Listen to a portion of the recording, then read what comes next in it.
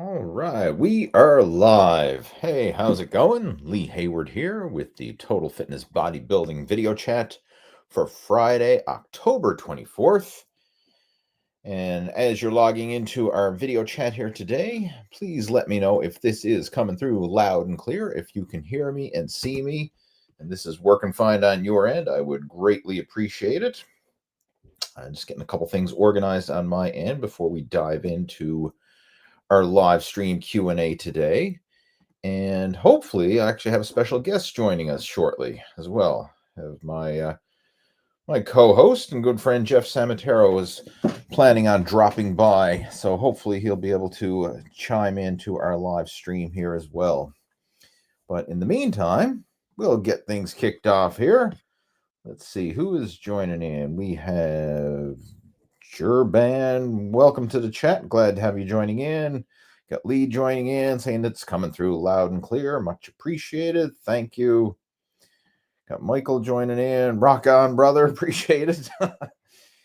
Awesome. So as you're popping onto our live stream Q&A, feel free to introduce yourself. Chime in there in the comment section, whether you're watching through the Total Fitness Bodybuilding YouTube channel or you're tuning in through the Total Fitness Bodybuilding Facebook page. Either way, you can interact and participate in our live chat today. All right, so you can type in the comment section if it's over on Facebook, or you can type into the chat window if you're joining in through YouTube.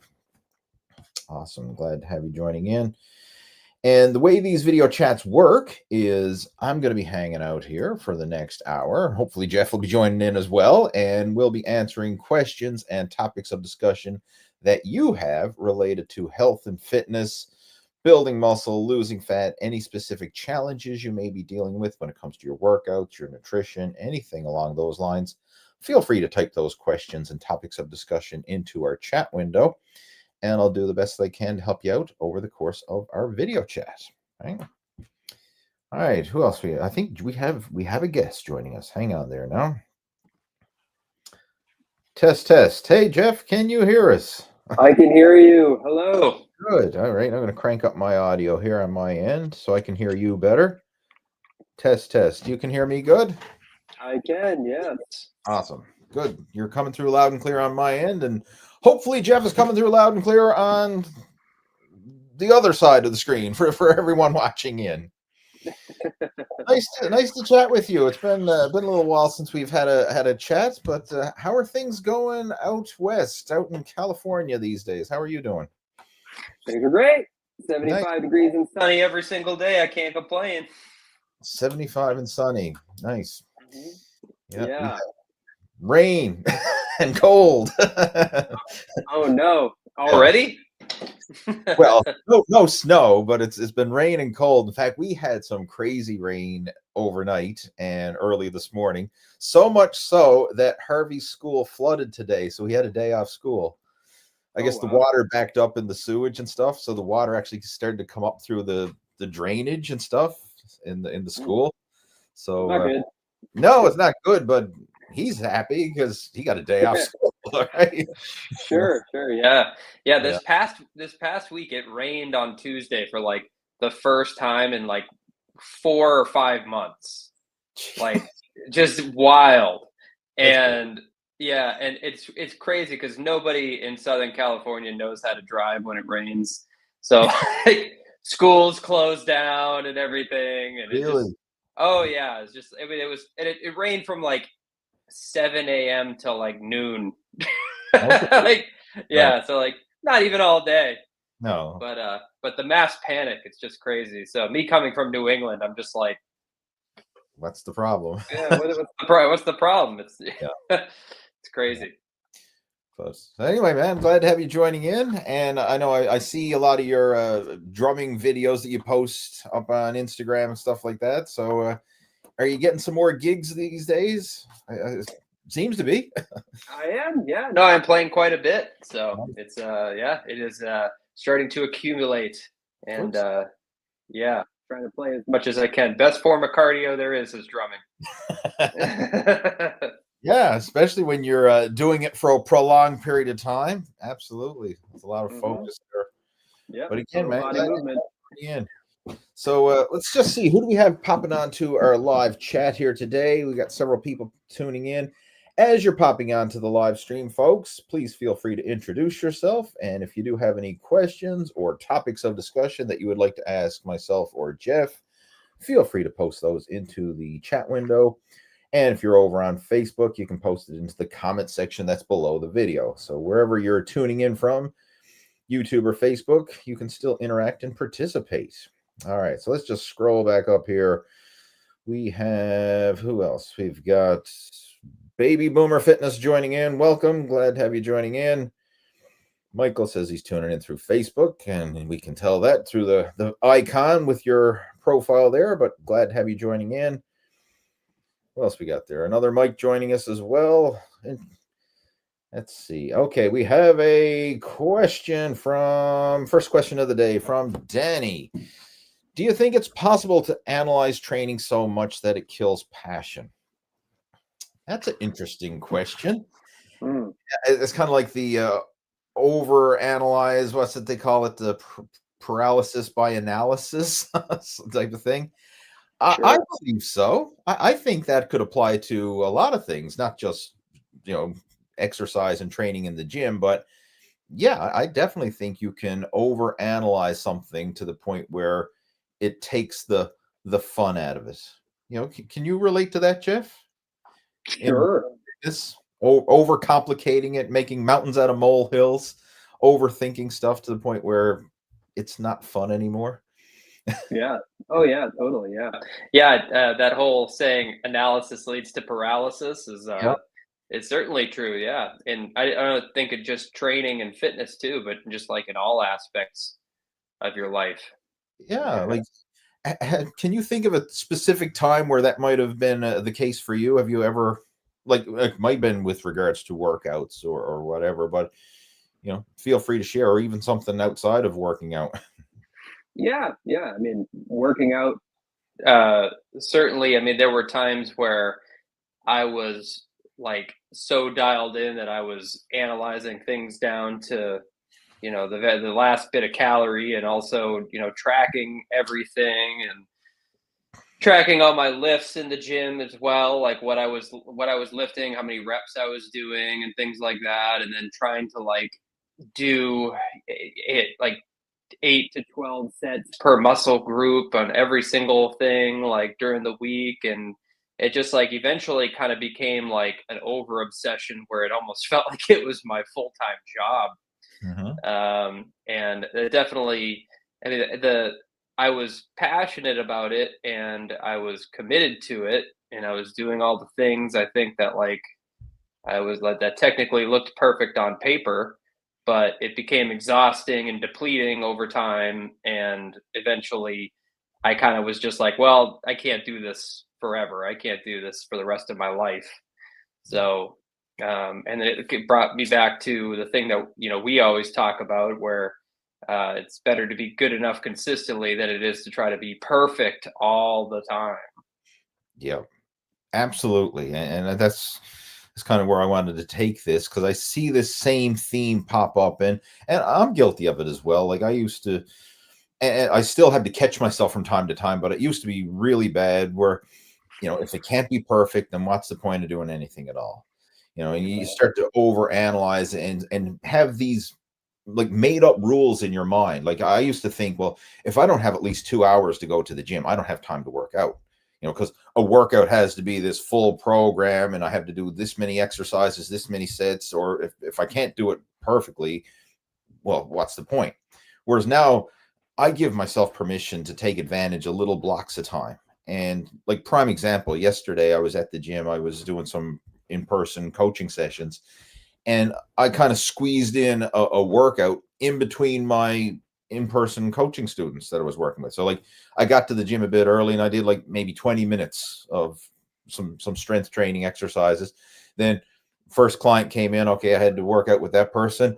And then there was a little gap in between. I did a little, maybe another 10 minutes of exercise. And then, okay, the next person comes in, and sometimes I'll squeeze it in like that. I mean, it's not a full block of training, and it's certainly not optimal. It's not perfect, but it's better than nothing, and it's good enough. I mean, it's good enough to keep the momentum moving forward. Same Yeah. when it comes to cardio. Like I used to have this mental block. Well, if you don't have at least an hour for cardio, what's the point? You're not going to get into your fat burning zone, or you're not going to spend enough time there. And I'd overanalyze all these BS rules that I was making up in my mind. Whereas now, like, I don't care. Like, hey, if I got 10 minutes on my lunch break, I can get out and go for a walk around the block. I Yeah. can do something, right? Like, it doesn't always have to be this rigid. And same when it comes to nutrition. Like, some people are so strict and meticulous. Like, well, if I can't have my perfect calories and perfect macros and perfect meal timing, oh, screw it. I'll start again on Monday. you know, Right. I can't have my perfect chicken and rice and vegetables. Well, I'll just go to McDonald's and go to the drive-through window or order Uber Eats, and I'll be Yeah. a pig this weekend and start again on Monday because I can't have a perfect meal plan. Right? Right. Overanalyze, Exactly. yeah, can certainly derail things, I think. But as far as kill the passion, and, if you make something too big in your mind, and you put these rules around it, it can kill passion, I think. Mhm. Yeah. Yeah, I think so too. Have you Um, found that with music? Like yeah. sometimes when you put too much pressure on yourself, or it Mhm. Yeah. it actually backfires in a way. Yeah. I mean, I think the old saying, it's like if you love what you do, you'll never work a day in your life. I really feel like whoever came up with that quote never did what they love to do. Because it's true. Like when you put monumental pressure on yourself and like standards that are impossible to live up to, then when you inevitably don't reach those standards because they're too high, or maybe the standards are obtainable, but you put a timeline on it or something like that, where like I need to achieve this by this amount of time or something. It's like Hmm. you're always constantly setting yourself up for disappointment. Or if you're comparing yourself to other people, which is a really hard one to get over as well. And I mean, in music, certainly, you can compare yourselves to some of the most successful musicians on planet Earth, or the most talented people on the planet. And it's Hmm. the same thing with fitness, and too, like you can compare your physique to people who are like Mr. Olympias or whatever. And I mean, it's a shame because you get into something because it feels good and because you love to do it and everything, and then your human nature kicks in. You're always comparing yourself or whatever. Why am I not here when I should be, or something like that? And it robs you of the experience and the joy of Yeah. doing whatever it is that you set out to do. Yeah, for sure. I mean, this is something I'm sure we could go down the rabbit hole and talk about this for an hour. But yeah, I mean, it's a good question for sure. I mean, might be a future podcast topic or something, but Yeah. that's a definitely a real thing. And I Yeah. think giving yourself permission to be good enough, don't like not getting caught up in these artificial rules or making up these BS rules, like, oh, I have to do it this way, or I have to do X amount of sets for each workout, or I have to be in the gym for 2 hours, or the workout doesn't count. Like, no, I mean, Yeah. something's better Yeah. than nothing, right? And always remember like why you got into it in the first place. Like that's another thing too. Like, um, I mean, one thing I love doing. We've talked about this before, but I love doing pull-ups. They're my all-time favorite Right. exercise. Yeah. And I mean, there's been times in the past where I'm like, I'm not going to do pull-ups because I always do pull-ups, and I end up trying to do some other back exercise because I don't know, just like change it up or whatever. And then like I end up like hating the exercise, but I'm just doing it because I just feel like it's optimal or something, or it's gonna, I don't know, trigger some type of response that I haven't gotten in the past and everything like that. And then I get burnt out with it because I just hate the exercise. I hate doing the exercise. And then I get back to doing pull-ups again. I love pull-ups. Right. I don't know. It's just something that I enjoy to do. It's something I'm good at. So Yeah. And that's another thing too. Like, you're allowed to do what you enjoy doing, right? Like, you have that freedom and flexibility, especially when you're training for basically just to be a better version of yourself. You're doing it for fun. It doesn't have to be forcing yourself to do stuff that you don't want to do. I mean, yeah, sometimes you have to do things to just keep things in balance and proportion. But if there's a certain exercise that you really don't like doing, maybe you can do another variation instead. You don't have to force yourself to do something that either doesn't feel right or you just plain don't like doing. Like, Right. I'll give you an example. Like, I don't like running. I find it very hard on the body, hard on my knees, hard on my ankles. I get shin splints. I just don't like running. I'm not going to force myself to run, say, oh, I have to be a runner, or I have to run a 5K in sub 30 minutes, or like put these artificial rules on myself. I mean, if I don't like it, I'm not going to put that pressure there. I can do something else that I do enjoy. And for me, it's cycling is my primary form of cardio. So I do that. Right. And I enjoy it. Right. So, you can find other variations. It doesn't always have to be this strict rule that a lot of people put on themselves. Right. Right. Exactly. Yeah. So let's see what else we got in here. Let's got several questions coming through here. This is an interesting one. Is it okay to do push press and strict overhead press on the same workout for shoulder growth? And if so, which one should I do first? All right. I'm just going to clarify this. A strict overhead press is what we would typically refer to. I mean, it's a strict overhead press. A push press is where you use some leg drive, right? So it's you bend your knees, use your legs to help power the weight up, right? So it's not just a strict legs locked out, strict military press. Hey, buddy. Hi. Do you want to say hello? Oh, I was just getting my phone. There's Jeff's there. Jeff. Hey, Where, Harvey, what's up, dude? he had his phone on the charger. So are you going to play a game on that? Yes. You're going to play a game. What game are you going to play on your phone? I don't know. You don't know. Yo, Harvey, man, how's the drumming going, dude? You still playing? Hide that for a second. We'll get into the question. What songs are you playing on now? You know. What one did you play for me last night? It was a classic one. Summer of 69. Bryan Adams, Summer of 69. He's working on that one. What's another one? Life is a Highway. Yeah, Tom Cochran. So that's another one that they're working on now in their group. Awesome. There was one more you mentioned. New song you're working on. It's not new. It's Fade in You. Fade in You. Yeah. Who sings that? I don't know. Fade in You. I don't even know. It's a late female singer. Yeah, I don't know. The cool thing about School of Rock is they learn a lot of new songs, or like not new, old songs, I guess, that you would normally never ever get exposed to. But it's just so cool. Hey, buddy, you forgot something. I love the long hair, dude. He looks like I mean, I'm losing mine. He's growing.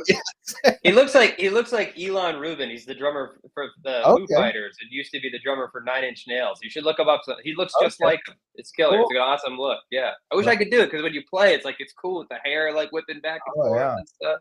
Yeah. Everywhere he goes, everybody compliments him on the hair, right? I mean, it's just.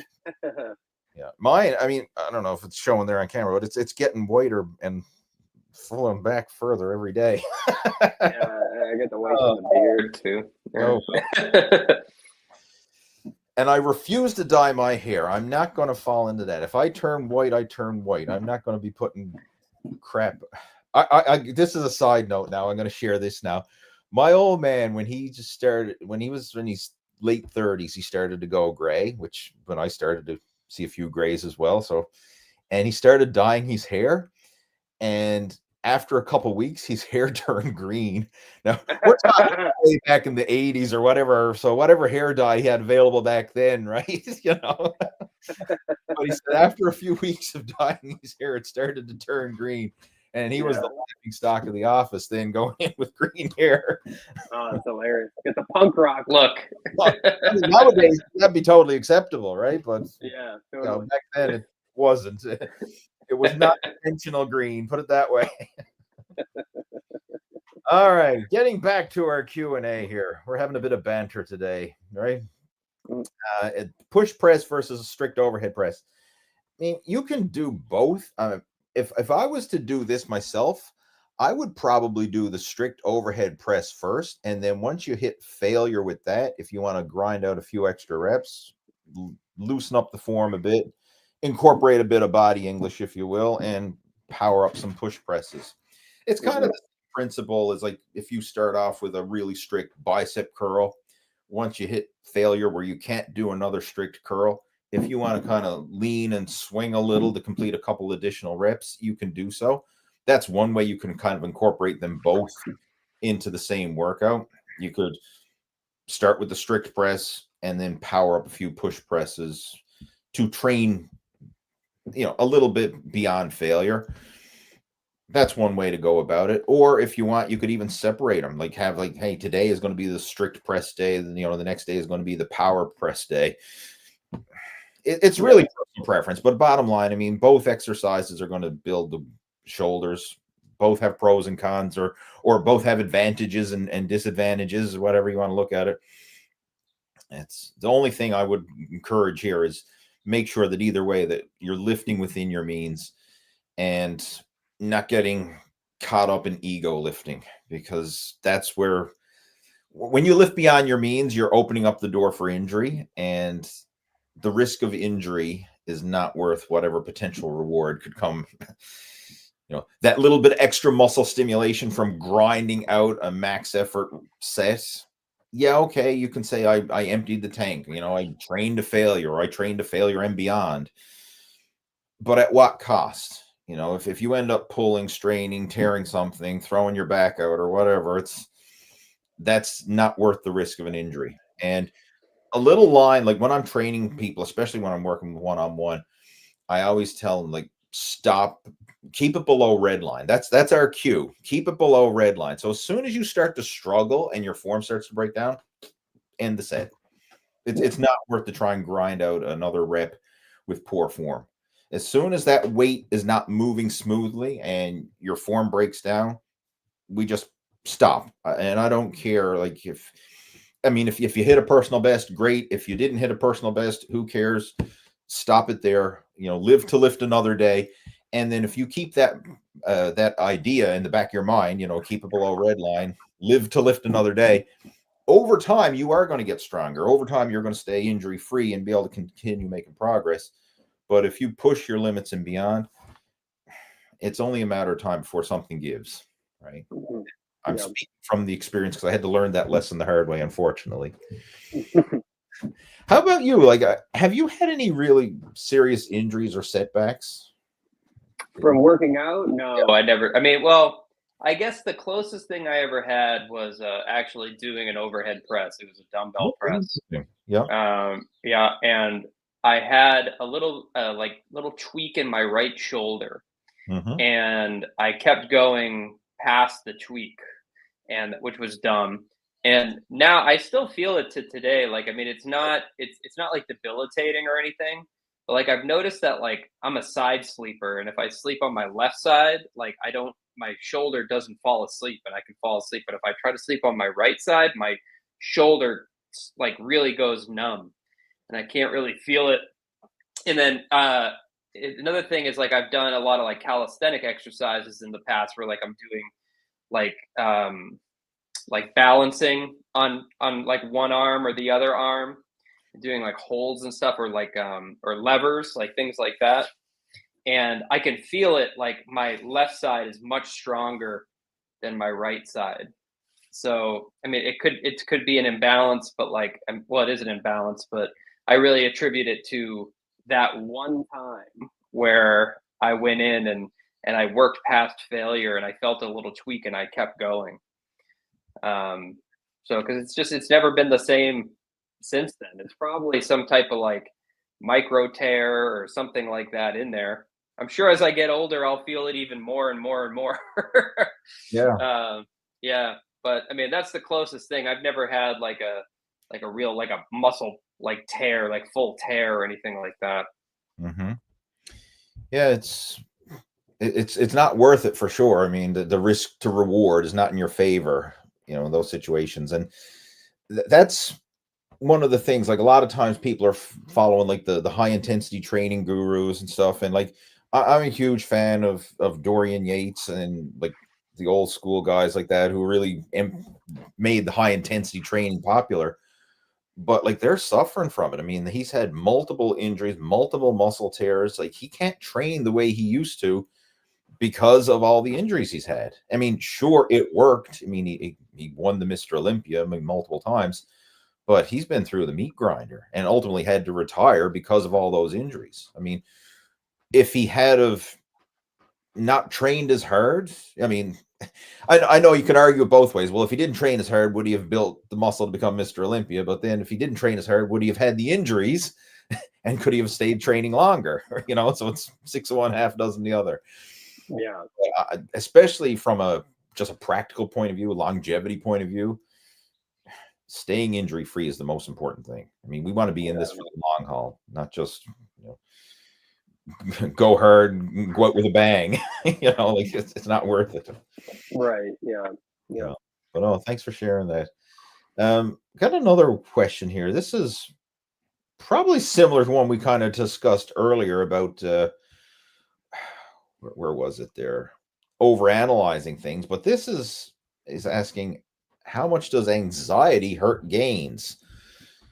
Now, this I if I was having a one-on-one conversation with this person, Mr. PS3 sports gamer, like what do you mean by anxiety? Is it anxiety about your workouts, or like you clinically diagnosed with anxiety, or like where are we going, and how bad is this anxiety? I mean, and how much is that going to hurt your gains? I really, it's not going to help, put it that way. Like if you're over stressing over this, that's certainly not going to help. But I mean, if this is a medical issue, then, you know, obviously you need to talk to someone, get some medical supervision or medical advice with regards to that. We're not doctors. We don't even pretend to be doctors on YouTube. But Yeah. yeah, Kind of a blanket statement. Anxiety. does I'm just going to say this, it's certainly not going to help, right? But if you want to elaborate, if you're still watching, Mr. Sports Gamer, if you want to elaborate on your question, feel free to do so. And if you don't want to elaborate, maybe it's like, you know, something you don't want to share on a live stream Q&A, feel free to reach out to me. Like you can send me an email, we can chat, you know, off the air, so to speak, if you have a question. And, you know, if I can help you, I will. If I can't, then I'll try and point you in the right direction to somebody who can. Mm-hmm. All right, let's move on. We have Adil joining in. Adil's been participating in our live chats regularly, so he's a regular to our stream here. He says, is training for performance more rewarding than training for aesthetics for both of you, or is it appearance, or is appearance the primary motivation? Interesting question, and I think I've gone through both phases. I'll just start with me first. It depends on what phase I am in training. Like when I was competing in bodybuilding, well, performance is also aesthetics. I mean, who looks the best standing there on stage in your mankini, all greased up under the lights, right? So it's aesthetics. I mean, and that is the performance side of bodybuilding in that sense, right? When it was powerlifting, I mean, obviously, aesthetics is not the main emphasis, because I mean, who cares what you look like? It's your power, and basically your power to weight ratio, right? Like who is the strongest lifter pound for pound is ultimately like who's going to win the overall in the competition. And then now my main focus is on cycling, and I've been doing cycling races, and aesthetics doesn't really come into play there. So it's all about performance, like who's the fastest, right? So I've gone through both phases myself. Right now, I mean, it's not that I want to look bad or get sloppy fat or anything like that, but I'm not as obsessed over my looks. I'm more focused on my performance. I mean, that's just the phase I'm at now. Who knows if I decide to do another bodybuilding competition in the future? I mean, not that I am planning on it, but never say never. Who knows? Then aesthetics will become more of a priority. But right now, it's performance for me. I mean, how about you, Jeff? I mean, can you relate to going through both phases, training for and performance? Yeah, I feel like everybody or most people that I know, then they get into fitness in the beginning is because they want to achieve a certain look or a certain shape or something like that.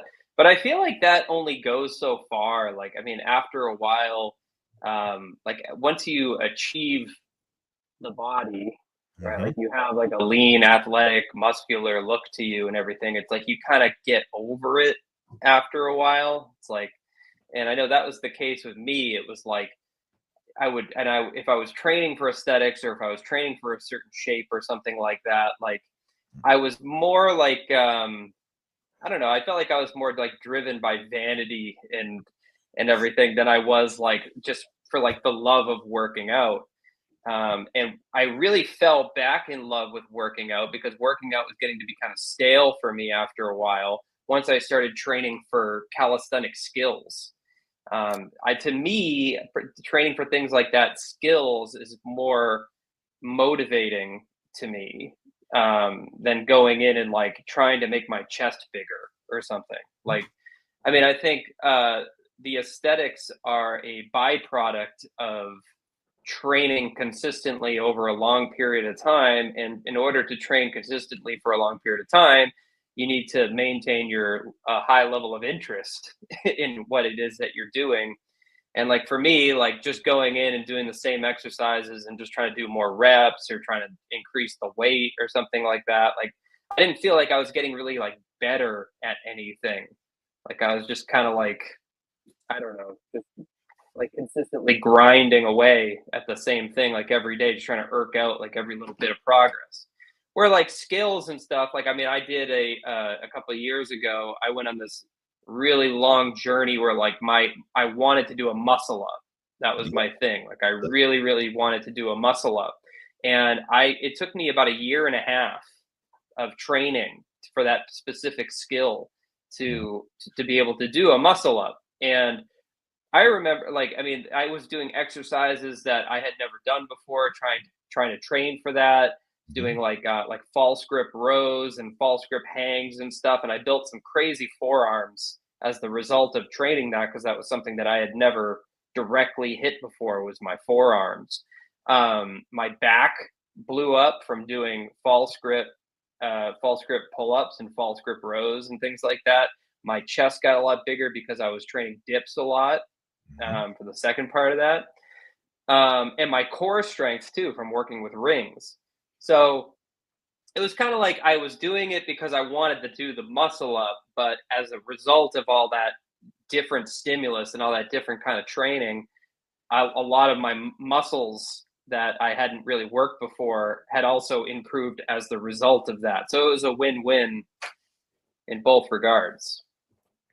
Yeah, absolutely. And it's nice when you can have that carryover. So, I mean, the primary focus obviously was getting stronger in the muscle up, but as a side effect of that, you enhanced your muscularity and your development as well, which is, obviously improved the aesthetic side. But I mean, what's more rewarding? I mean, that's basically the question. I think it depends on what stage you're at, because as you mentioned, when someone's early on in training, like a lot of times the motivation is, I want to lose weight, I want to look better. And everyone has their own individual thing. Like a common one that I hear, and I've had a lot of coaching students over the years go through this. They're in a relationship, they get comfortable, they pack on a few pounds, and then if something goes awry, and let's just say they have a separation or a divorce, and now all of a sudden they're single, they're out on the dating scene again. It's like, oh shit, I got a soft gut here. Like I'm not, I'm not looking or feeling good. All of a sudden, aesthetics is the main priority. Like I want to lose this gut. I want to get in shape. I want to look the part so I can be more desirable and be more attractive out on the dating scene. So that is a major motivator for a lot of people. I'm sure there's people listening to this right now who can probably relate to that. And so, I mean, if at that stage, what's more rewarding? The aesthetics, the looks. When you're like you said, once you have the looks or you've achieved that to a point where, okay, I'm comfortable with me. I mean, sure, it could be better, but I'm comfortable. It's good enough. Then, okay, like, is it really that? Oh, I've got a 6-pack. Do I really want to try and carve out an 8-pack?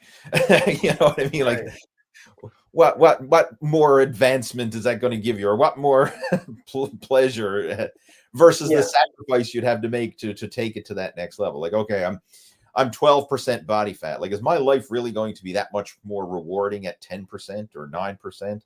Probably Yeah. not. You know what I mean? Like, from a Yeah. practical point of view.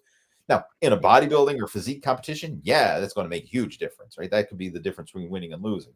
But from day-to-day life, just enjoying you, like being able to take your shirt off and not be embarrassed about what you look like underneath and do your day-to-day stuff, it's Yeah. not really going to make that much more rewarding of an experience. Yeah. The suffering and the deprivation that you have to go through to get that ultra lean physique is probably not worth it. So Right. the trade-off isn't rewarding in that sense. Yeah. So I remember when you and I, when we got together in Nashville one time, we were talking about training legs, and I have very long legs, right? So I have a really hard time squatting. And I remember I was talking to you about that, and I said something like, oh, I'm trying to find some kind of way to improve my ankle mobility or do this or anything, so that way I could do back squats. And you were like, well, why do you want to do back squats? And I was like, well, because I want to grow my legs. And you were like, well, why does that matter? And I was like, and I remember looking at you like, wait, it matters because and then I thought for a second, I was like, why does it matter? It doesn't matter if my legs are like an extra couple inches bigger or whatever. Like, nobody cares. It doesn't improve my life in any regard at all. And just to piggyback off that, when it comes to squatting, I mean, some people love to squat, some people are great squatters and it works well for them.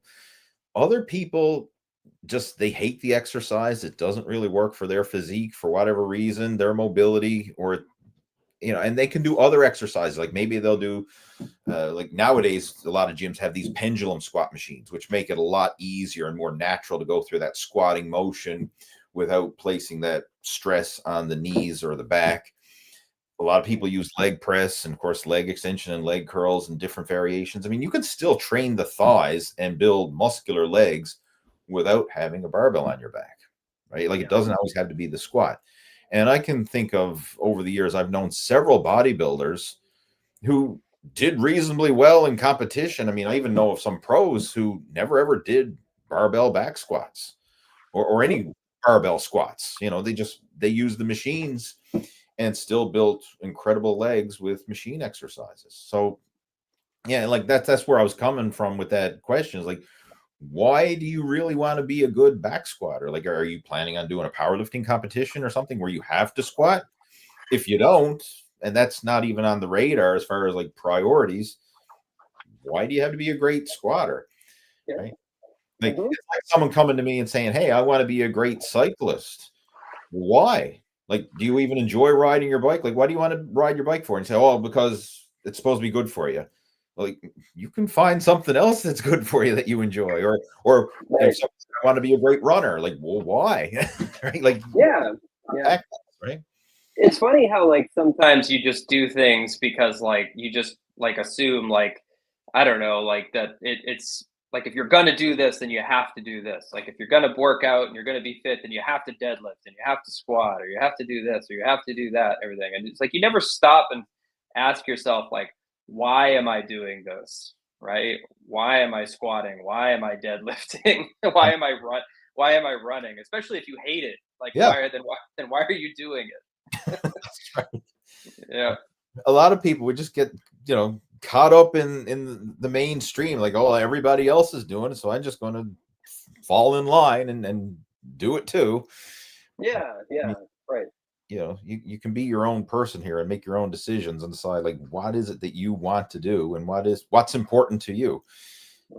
And I think as you become more I guess seasoned in your training, maybe it is some more the performance side of things, maybe more rewarding and not necessarily always lifting heavier. Like, I love the example you gave of like building the skill of strength.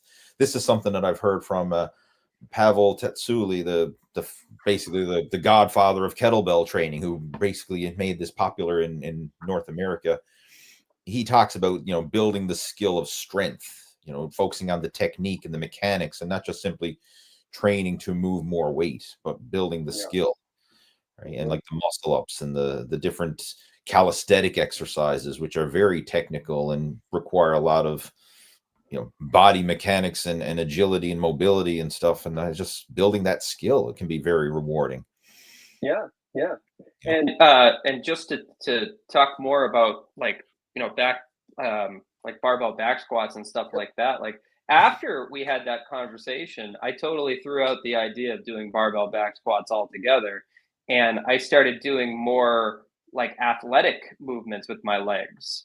So doing things like high rep body weight squats or goblet squats or lunges, like walking lunges, things like that, like with no weight, single leg Yeah. pistol squats and things like that. And I noticed that doing the things that I love to do, like hiking, Hmm. like I was way better at that because training body weight for those things is more it makes more sense for that type of activity.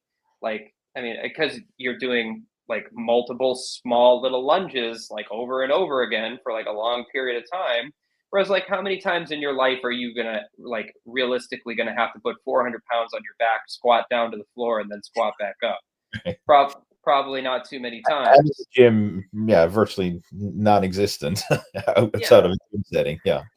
right, exactly. So it plays more into my goals too, like which is not just like aesthetic, but like also because I love to hike and I want to hike for as long as I'm alive. Yeah. Yeah. No, that's a great point. And again, some of those different variations can be very challenging. I was actually at the gym today, and I was doing some Cossack squats. And I mean, I'm not great at them, but I'm working on them. And I mean, that's a challenging movement for the hips and the mobility and the flexibility and stuff. And Yeah, I was just doing it with body weight, but again, you could feel like you're activating a lot of muscle there, right? I'm getting a really good workout with just body weight. totally. Yeah. Yeah, those are great. Yeah. But no, thanks for sharing that. That's a great point, to just get people thinking outside the bodybuilding bubble, or the Yeah, I mean, I love bodybuilding. Like, I mean, that's what I started with, and I was very passionate about it and competed for 15 years as a bodybuilder. So, like, I'm not anti bodybuilding. I don't want people to take it the wrong way, but sometimes, like, you can mature and move on to different areas of fitness and not always be stuck in that, go big or go home bubble, if you will. Right? exactly. You know, Yeah, you can, fitness, not Bodybuilding. yeah, yeah, right. That's right. You can think of the broader scope of fitness. Absolutely.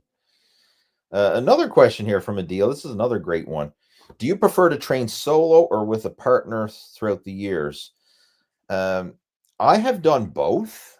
The prime, I guess, most of my training, whether it's bodybuilding training, even now in recent years, it's like cycling training and stuff like that, the majority has been solo, but I do like having a partner or a group or something like that to connect with, but I don't want to rely on that.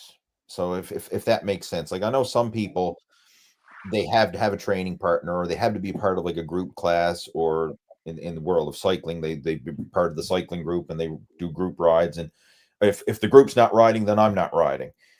Like, yeah, I mean, it's nice to have that support and camaraderie and to learn and to have those people push you, but not to be reliant on it. Where like you can still do your own thing.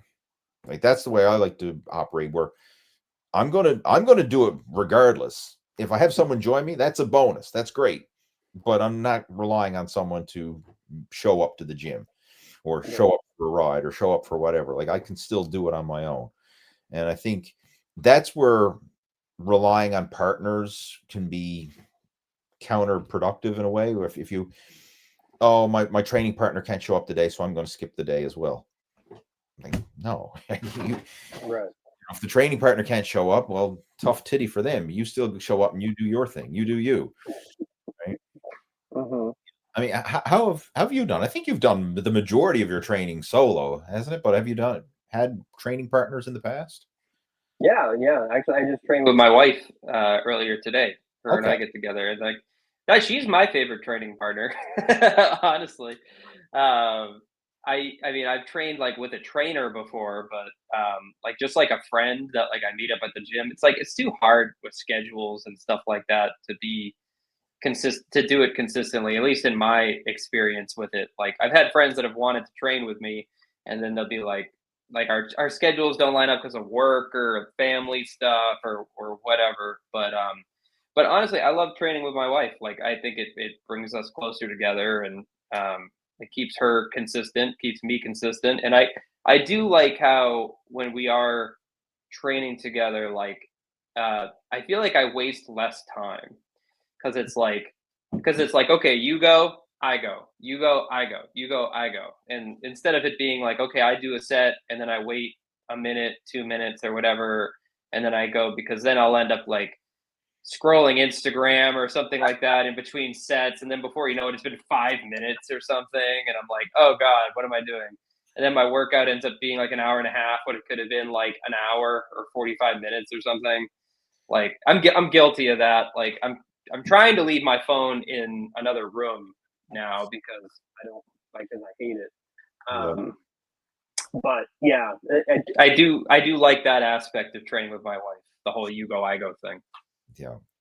I can certainly appreciate that and relate to it. I mean, I love to train with my wife, and for years we did work out together. Like a lot of my bodybuilding competitions, like I said, I was competing for about 15 years as a bodybuilder. For about the last 10 of those years, it was with my wife as my training partner, and we worked out together. And it was great because we were consistent. I mean, like we made it work and kept each other focused. So I mean that was great. But now, like if she can't make it to the gym for whatever reason, like especially now when you got kids, that doesn't always permit time. Like someone's got to stay home and look after Harvey and that. So she's good at that. She does that, and I usually freak off to the gym more often. I'm very grateful, right? Very grateful for that. But more often than not, if that's probably what's going to happen, right? Like I'm going to get a workout in, even if she can't, right? Like that's going to happen. That's happened quite a bit in the last several years. Now, when he's in school and stuff like that, that usually works out great because as soon as he goes to school in the morning, we usually get ready and go to the gym and get our training session in. But sometimes, for whatever reason, that doesn't happen. I'm not going to let that derail me. I'm still going to get my workout in, even if Trish can't get hers in, or if I had a training partner, if they can't get theirs in.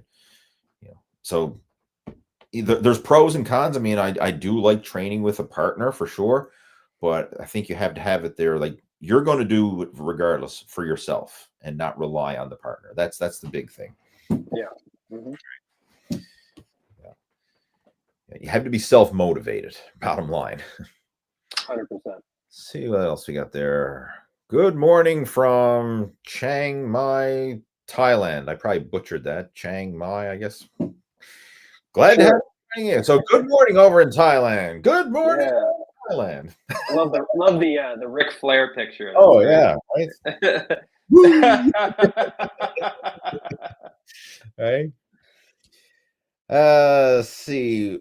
Here's a quick one. Robert's saying, what's the difference between EAAs and BCAAs? One is the essential amino acids, one's the branch chain amino acids. Branch chain amino acids, there are 3 branch chain amino acids. Essential amino acids, there's 9, all the essential ones your body can't make. I actually have an article that I want you to refer to, Robert. I'm going to dig up the link to it. It's up on my website, leehayward.com. Trying to think of the name. There we go. If you do a search for Lee Hayward, amino acids, are they a waste of money? That's the blog post, but I go into detail explaining what amino acids are, all the differences, and when they can actually be beneficial. Because there's a school of thought saying, well, as long as you're getting your protein intake, well, amino acids are a waste of money. You don't need to bother with them. And yeah, protein, covering your protein intake needs will certainly cover the basis, but you can get marginal edge if you use amino acids properly. So that article goes into a lot of detail, and it also explains the differences between essential amino acids and branch chain amino acids. From a practical point of view, if you are going to buy them, get the essential amino acids. That's what I use personally, because the essentials contain the branch chains as well as all the other essential ones that your body needs. But there, I just posted that link. It should pop up there in the chat window once it goes through. I think it did. Okay, it's saying it can't post to some destinations. It should post up there in the comments or in the chat window. But I see it. okay, it's possible. It's coming up on your aim. Good stuff. So yeah, check that one out. That article goes into a lot of detail about that. Jeff, do you supplement with amino acids? Yes. I used to do the essential amino acids, but I haven't done it in quite some time. Or no, I liked them when I was taking them, but I don't know. I just kind of got out of the habit of doing it, and I haven't gotten back into it since. This is something I'll explain in the article, if when you read it. I'm not going to say if you read it, just when you read it, because everyone's going to read that article. But where they can make the biggest difference is when you're doing a lot of either long duration exercise, like prime example, like when I go for a long bike ride, I'm talking about like a day long ride, for example, where I'm pushing it for hours on end. I will definitely have amino acids. I'll mix it up in my water bottles. And this provides rapidly absorbing amino acids that your body can then utilize to keep yourself from breaking down lean muscle tissue. So it can actually help aid with the whole recovery process while you're actually training. So in the case of long duration activity, this where it can really make the biggest difference. Or for athletes who are probably doing like multiple sessions a day, like maybe twice a day sessions. Maybe you could do like a workout in the morning and a game practice in the afternoon or something like that, where you're pushing the limits. That's where amino acids can help, because the thing about amino acids is they're rapidly absorbing protein in its most basic form, so the body can utilize it and absorb it very quickly. Like, to give you an example, if you eat a chicken breast, it's going to take hours for your body to break down, digest that chicken breast into the actual amino acids that it needs on the cellular level to go towards building and repairing muscle tissue. If you take an amino acid supplement, that can be broken down and absorbed into the body within about 20 minutes. So it's like rapid absorption. So even while you're in the gym training, you can get that into your system very rapidly. Now, if you're only working out 3 days a week, or your workouts are like an hour or less or something, where you're not really digging yourself into a big catabolic rut, just your regular food will be fine. Like, especially think someone who's working out every other day, you have a full 48 hours between workouts. Like, just the hours that it takes your body to break down and digest the solid food and convert it into amino acids that you can use, that's fine, right? You'll still get the benefits. You'll still be able to recover. But it's when people are really pushing the limits and asking the most out of their body, that's when it can make the biggest difference. So that's what I go into more detail with in the article, and give you some examples, and you can kind of decide for yourself, like, do I need it or don't I need it? Now, with that being said, even if you're not a hardcore athlete or doing multi-hour sessions or whatever, you can still benefit from it, but the benefits are probably not going to be as profound as someone who can utilize it, right? Who is pushing the limits. Mm-hmm. But again, that's a great question, because that's one that's a common, people wondering, like, they're in the supplement store, right? They're looking at EAA, BCAA. I don't know. Yeah. What's the difference, right? Go with the EAAs. Right? What else we got there? AJ saying, hi, Lee and Jeff. Love it. Jeff appears on the stream. Hope you guys go long today. We probably will. We tend to have the gift of gab when we get chatting. Yep. We're friends who don't get to see each other too often, so it's got a lot of catching up to do.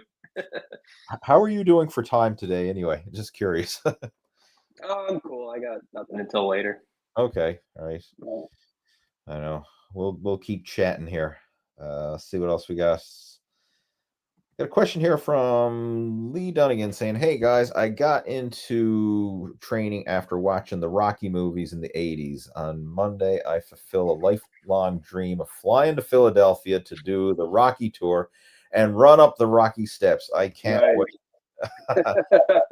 Have you ever Very been to cool. Philly, Jeff? Have you I've ever done? I've never been to Philadelphia. No.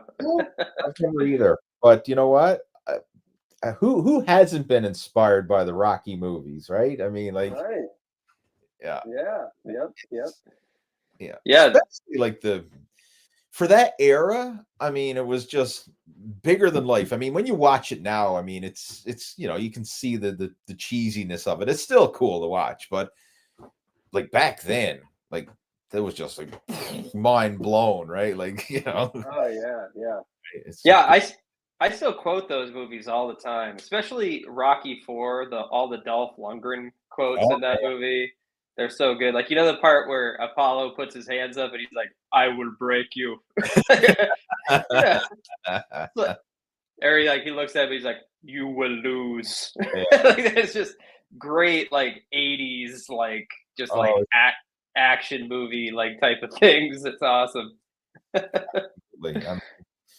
Like, and the thing is, I mean, mad respect for Sylvester Stallone and guys of that era, because like this is before all the AI and computer graphics and CGI and all this BS. Like they were real superheroes because they had to get themselves Yeah. in shape for those roles, like Arnold and Stallone and Yeah. Jean-Claude Van Damme. oh yeah, I mean, like those guys were the real superheroes, right? They had to not only like they didn't have AI editing to enlarge and enhance their physiques as we do today. Like Right. nowadays, you see something on video, like just assume it's not real. Probably not. Unless it's there in front of your eyes, and just assume it's not real Hmm. or it's enhanced in some way. Yep. But yeah, that and if I'm not mistaken, I think they actually do like there's actually a run. I'm not sure if it's like a marathon or something like that, or obviously different distances where it's all geared around that whole Rocky theme and stuff. And I think it finishes on the top of the steps, right? Because I Oh know yeah. our guys in the Muscle After 40 program did it a few years ago. Right, he was telling me about it. Again, I can't remember the distance of the race or the group run. Right, that's what it is. Yeah. Hmm. Yeah. That's My dad, for the longest time, he used to do the thing where he'd crack the eggs into the glass and just drink jeez. the eggs like right out of it because you saw it in the Rocky movies. Oh, That's so the thought of that just okay. That's one thing that's you do not have to drink raw eggs out of a glass. Hopefully, if anybody's doing that, just stop. Now, I want to clarify. If you're drinking like pasteurized liquid egg whites, that's different, right? If you want to drink those, even though drinking that just like out of the carton, still is like drinking liquid snot or something. I don't know. Like it's just Yeah. cook your eggs, right? Cook your eggs. Yeah. You'll still get the benefit from it, and it'd be a lot more enjoyable, right? Hmm. Yeah. But oh man. And today, with the price of eggs, I mean, you don't want to be choking those things down raw. I mean, heck, Oh, savor it, enjoy it. I know. I know. Right? No. Yep. Disgusting. Yeah. Right. Speaking of eggs, we have a variation of that now. Do you have opinions about the carnivore diet? I do. Do you have any opinions on it, Jeff? Well, I'll let you go first. Go ahead. I have opinions in that I'm not a fan of the carnivore diet as if that's the only thing you're going to eat. And on the flip side, I'm not a fan of a pure plant-based diet if that's the only thing you're going to eat.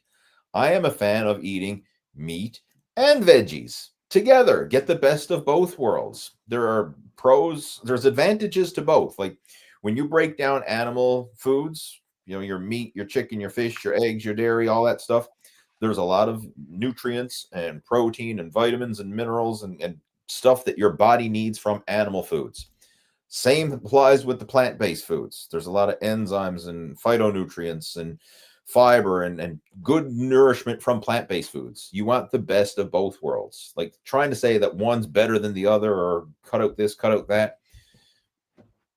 I mean, sure, people can lose weight on it. Absolutely. Like anything you do to create a calorie deficit, whether it's, okay, I'm going to eliminate all plant-based foods and all, of course, when you eliminate plant-based foods, what also happens? You eliminate carbohydrates and sugars and all that, which most people lose weight on it. But the same applies when it comes to plant-based foods. Like a lot of times people go, okay, I'm going vegan, I'm going vegetarian or whatever.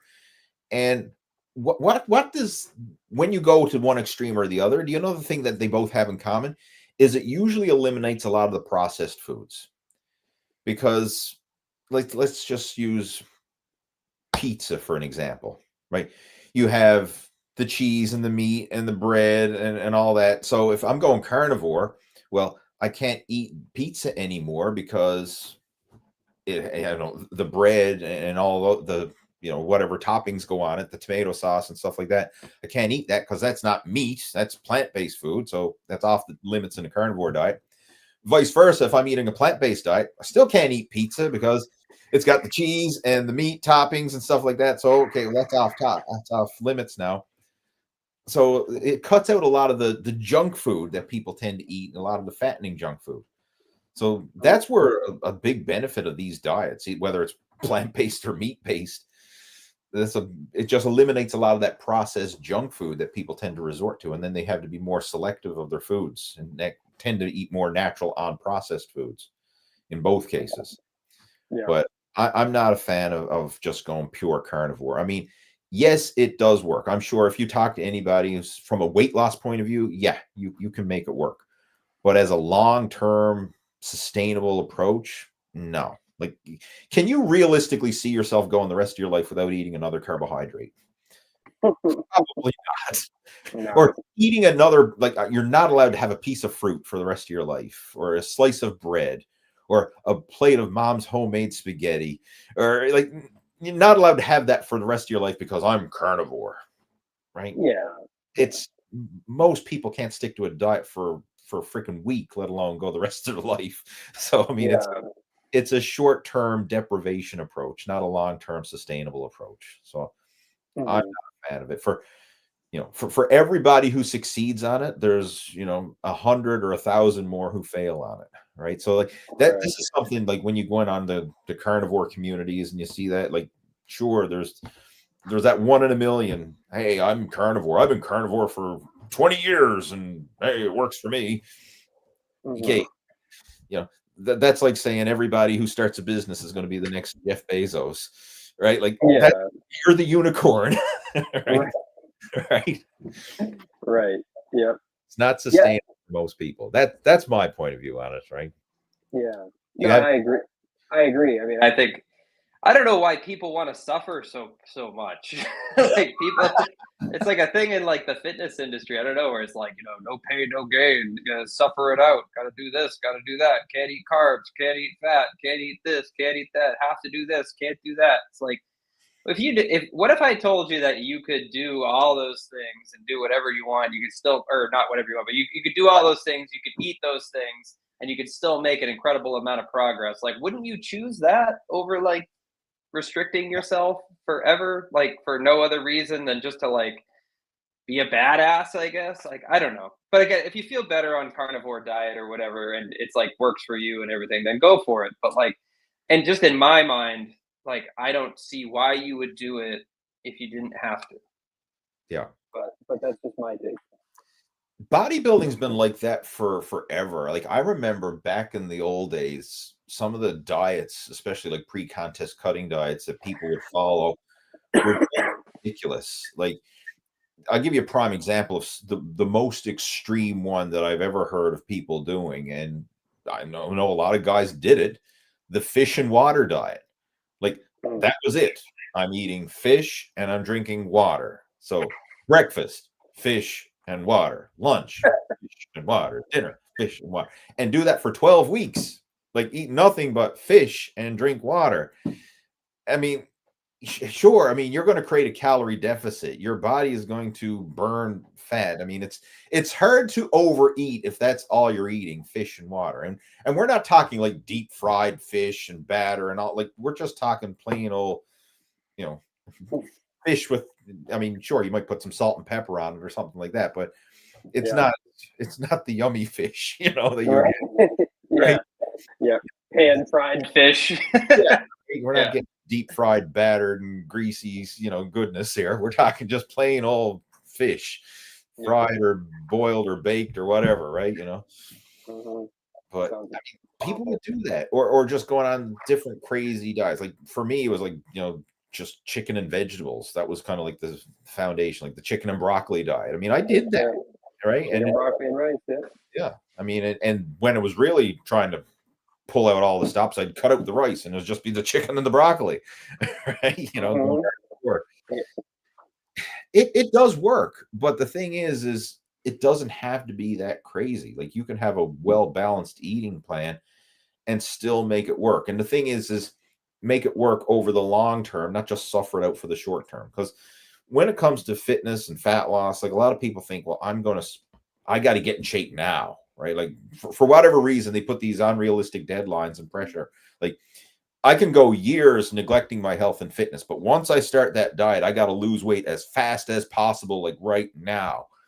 Like I don't know where the deadline comes from, but it does. Yeah. Like Mhm. I've been a fat slob for the past 10 years, but when I go on a diet, I got to lose 30 pounds in 30 days or else I'm a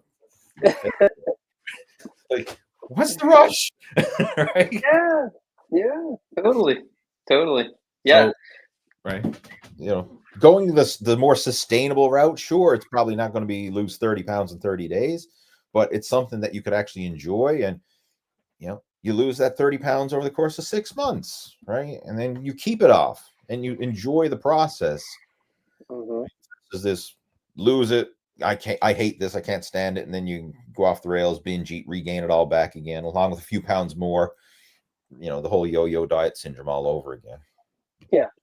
Fast 6 months goes By too. It's gonna go by like that. You're not even gonna notice it. Yeah. Right. That's been the biggest wake-up call for me since I've gotten out of the bodybuilding world. Because if with bodybuilding, a lot of times people will go to these extremes because there was a deadline. Like, okay, I have a contest coming up, in however many weeks it is. I'm 12 weeks out, I'm 10 weeks out, I'm whatever weeks out, and like I'm behind schedule, I got to go to the extreme. So I'm going to go fish and water for the next 12 weeks to try and lose all this weight. But as soon as that contest is over, then they're going to go right back to their old habits again, right? So right. that's Mhm. where a lot of this extreme shit comes from, right? Is these, pulling out all the stops for the short term. It's not designed to be a sustainable lifestyle. No. Right. What else we got there? Let's see. Speaking of contests, diets, and stuff, have you ever tried carb cycling during a cut and found it beneficial over constant macros? Mhm. Have you cycled your carbs, Jeff? I have. Yeah. Yeah. Yeah. Good. That was actually when we first started working together. That was the diet plan that you had prescribed for me. I remember was carb cycling. Mhm.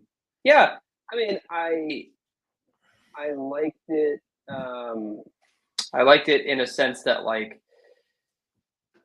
you would you fuel up on carbs, right? You have a lot of energy, you have a lot of strength, and you go to the gym, you crush your workouts, and then it's like you start to slowly kind of like lower your carb intake throughout the week, and then like by the end, when you're on your lowest amount of carb intake, like you start to feel a little bit of depleted, so you're losing weight, but you're still like kind of building strength at the same time because you kind of refuel on your carb cycling days, and then you have your strength in the gym, and then you kind of like deplete down a little bit, and then you're like always kind of like gaining strength, but at the same time being in a calorie deficit at the same time. And so like I did like that aspect of it. Eventually, I got out of it because it was just it was just a lot to think about. Mhm. Um, and we've talked about this before. Like I try to make it as stupid simple as possible. Sure. I want it to be effortless, mindless. it's a habit. And if I'm thinking about like, wait a second, is it my carb day, or is it my medium carb day, or is it my low carb day, or something like that, then like it just kind of like overcomplicates it. And then when life gets in the way and you're going to like parties or something like that, and there's like a really good potato salad that I want to have, but I can't have it because it's my low carb day. It's like it.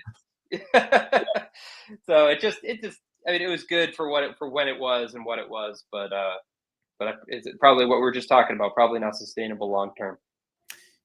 Absolutely. I can understand where you're coming from. And that's basically the way I feel about it as well. It's if you're trying to push the limits, it can work. And if you have the discipline, like it takes a lot of discipline to carb cycle because like it's basically you're combining a bulk and a cut within the course of a week. So the general rule, like how carb cycling typically works. Now there's other variations, but this is generally like how I would set up a carb cycle diet. You would do 2 days of high carbs and be in a slight calorie surplus. So bottom line, like we'd have carbs for every single meal for 2 days out of the week. Then you would have 2 to 3 days of medium carbs, where you'd probably have like carbs maybe with your breakfast and maybe post workout. And then the rest of the meals would be low carbs. And this would be a slight calorie deficit. And then you would have 2 to 3 days of zero carbs or low carbs, where basically you're going to avoid all starchy carbohydrates and be in an aggressive calorie deficit. And the idea behind it is you start off in a slight calorie surplus, so your body doesn't feel like it's going through a diet, like you're bumped out of that survival mode mentality, and you actually top up your glycogen stores, so you're feeling good, your metabolism's stoked. And then when you switch to the medium carb days, you burn a fat. When you switch to the low carb days, you're aggressive fat loss. But before your body gets a chance to really slow down the fat burning, so to speak, and adapt to it, you bump your calories back up, refill your glycogen. So you're literally like combining a bulk and a cut over the course of a week.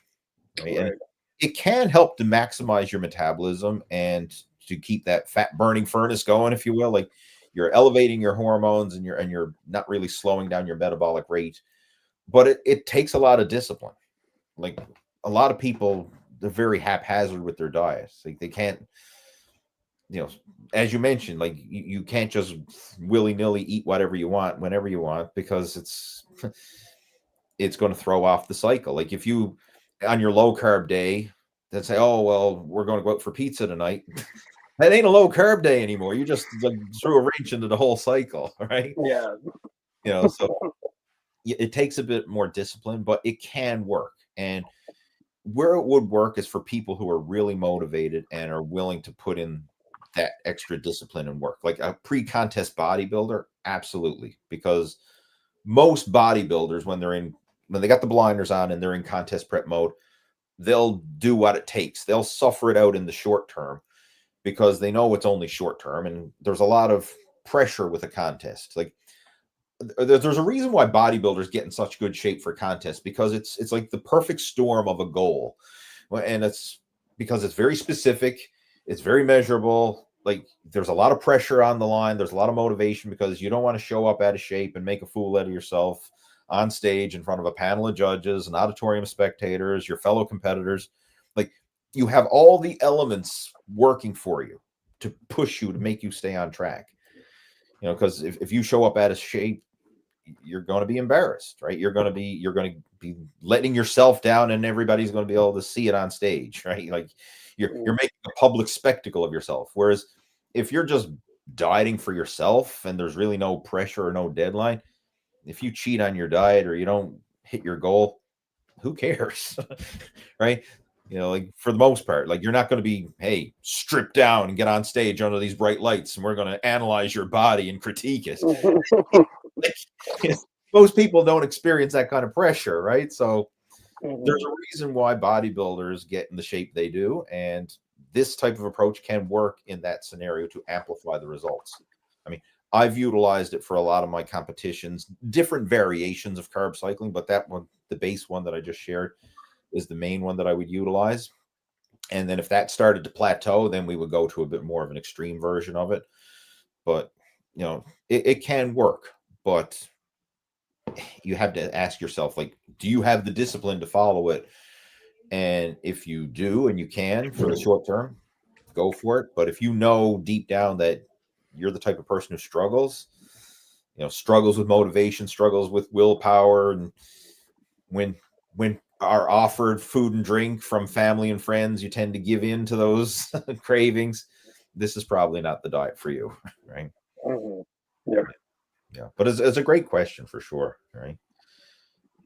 And I like to have these conversations where we discuss the pros and cons, because it's not necessarily right, wrong, good or bad. Like, it depends on the individual, the situation, and their circumstances. Like, some people can make it work, some people can't, right?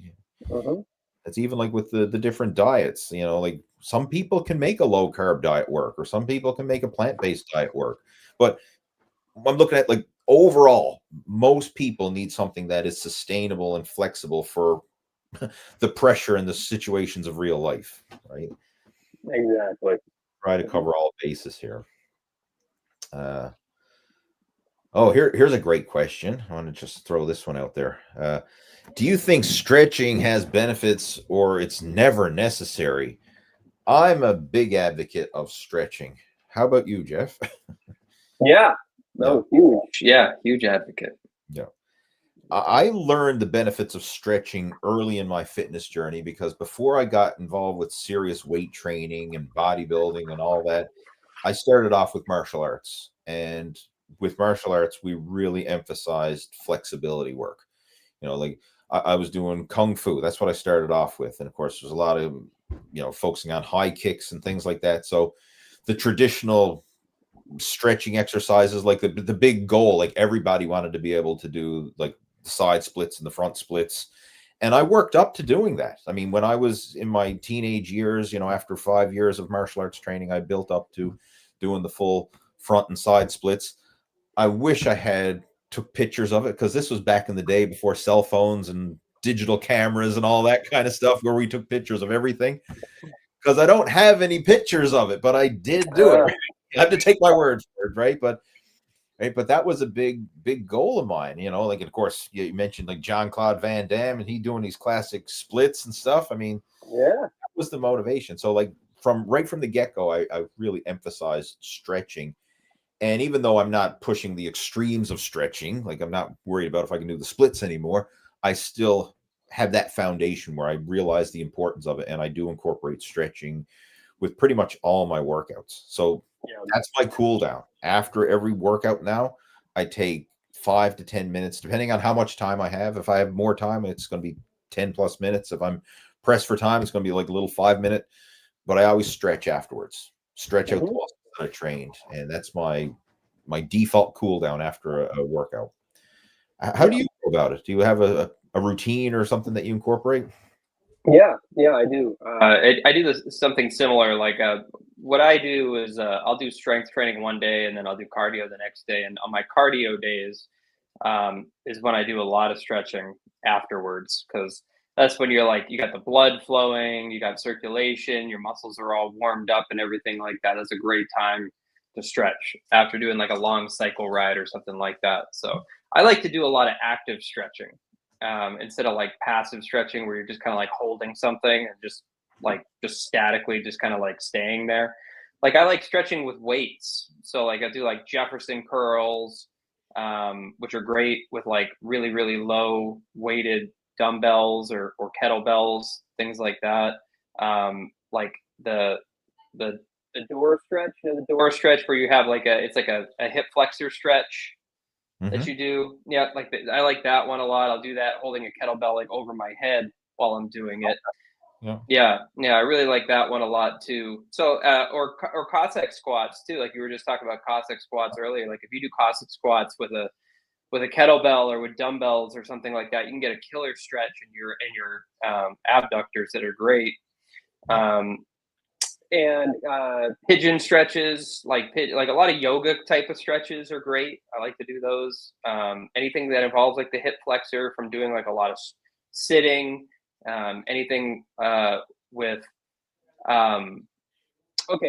hanging, dead hanging from a pull-up bar is one of my. I do that every single day. I'll do a minute hang. I'll set a timer on my phone and I'll hang for a minute every single day. Sometimes I'll do just one arm and I'll try switching the arms too, like do like a one arm hang.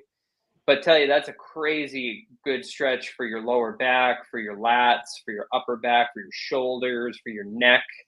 Like Mhm. it's a great habit to get into is dead hanging every single day. And I know people who have had like serious shoulder injuries, and like hanging has done so much for them to kind of like realign the shoulder.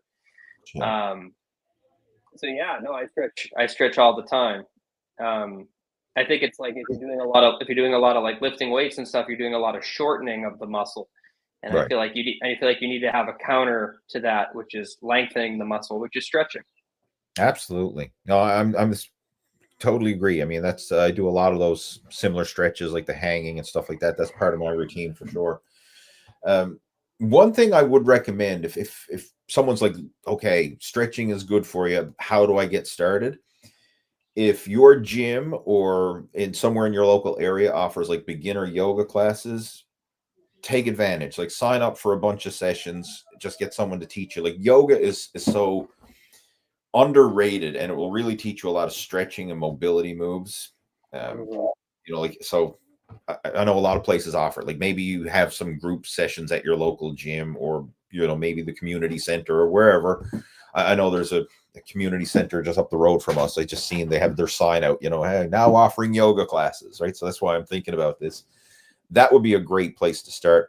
Even going on YouTube and just stretching workouts, yoga workouts. Like there's so many of them out there these days, and a lot of them take you through like full on sessions. Now, the thing about YouTube is you're not getting coaching. You're seeing a demonstration, but you're not having somebody there to say, okay, you're not actually doing your form sucks. Like Mhm. you need to move your body this way and that way or whatever. So you don't get that hands-on instruction, but you can still learn, and still make some progress. Right. You Yeah. can start there.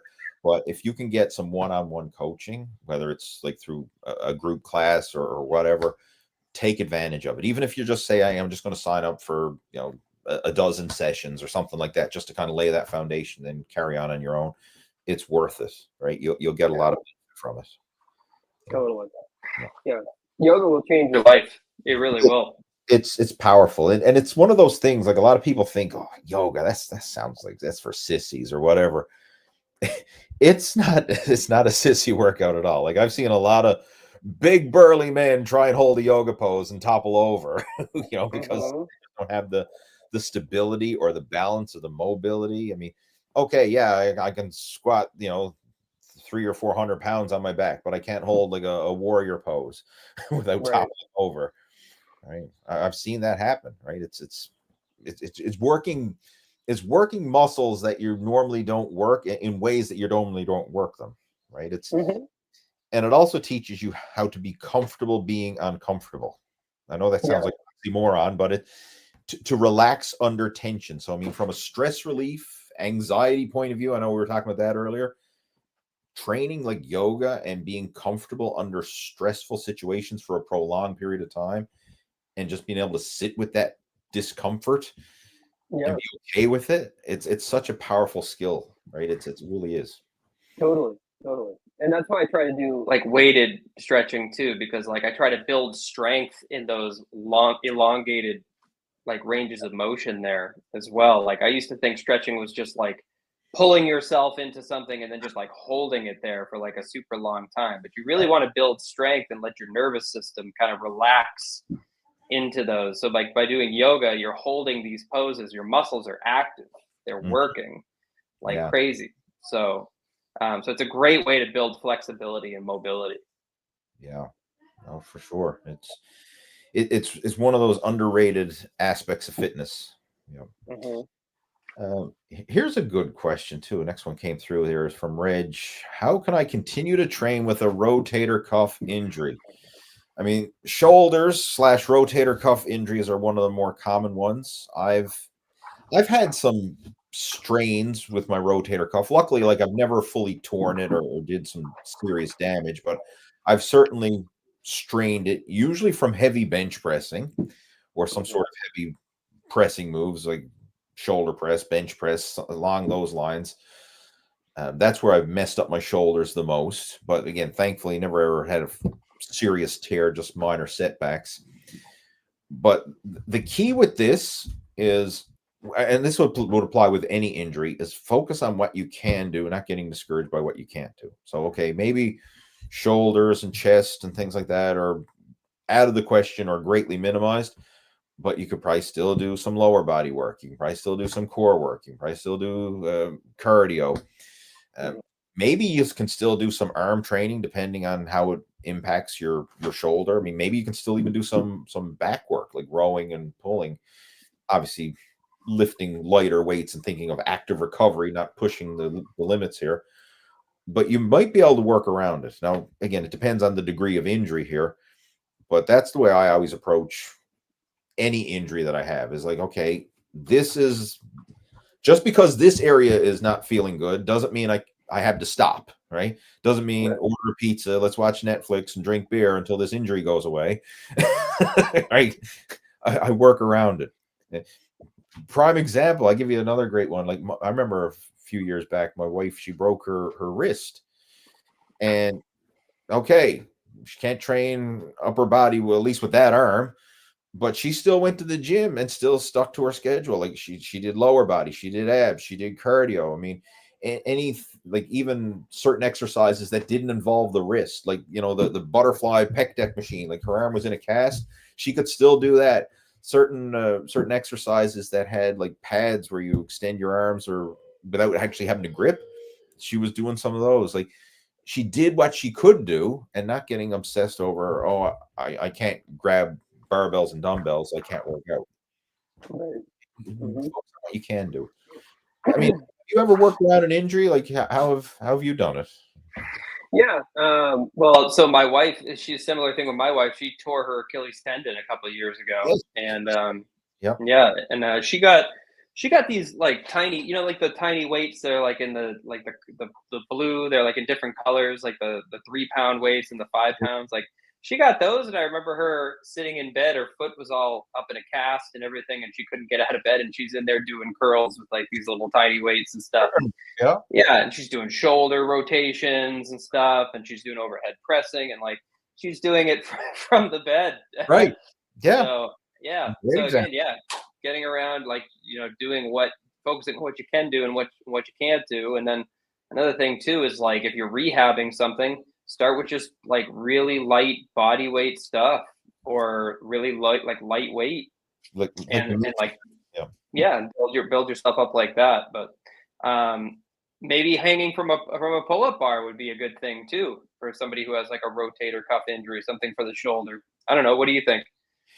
It's certainly a good preventative exercise to prevent rotator cuff problems, but if somebody already has one, especially if it's like a tear, that might be too extreme, supporting your body weight from a pull-up bar in a hang position. But if you can do it, I mean, you'll have to like try, just to see what you can and can't do.